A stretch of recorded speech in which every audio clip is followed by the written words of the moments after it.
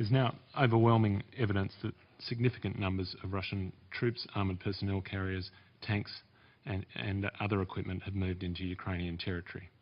There are credible reports that Russian combat soldiers equipped with sophisticated heavy weaponry are operating inside Ukraine.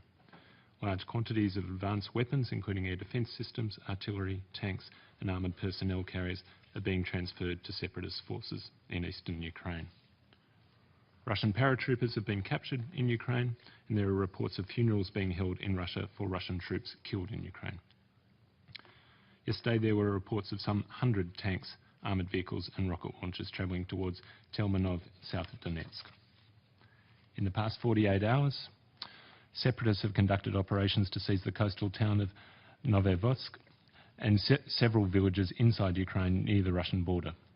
Reports that regular Russian armed forces are involved are deeply concerning.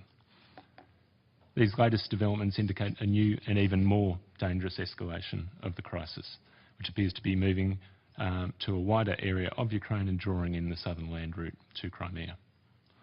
All of this points to the use of force by Russia against Ukraine. This would be a flagrant breach of Ukraine's sovereignty and a blatant violation of the Charter.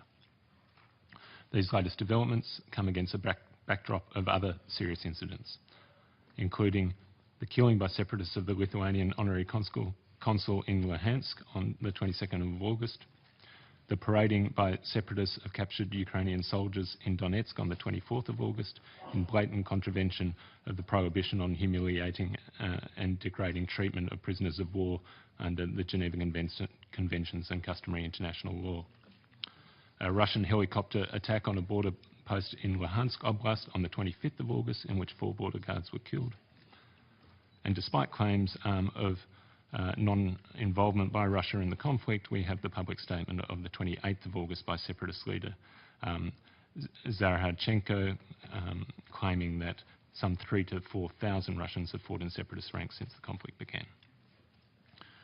We're also deeply concerned over Russian Foreign Minister Lavrov's announcement on the 25th of August that a second aid convoy would be sent to Ukraine this week, despite the fact the first proceeded without the agreement of the Ukrainian government or the participation of the ICRC.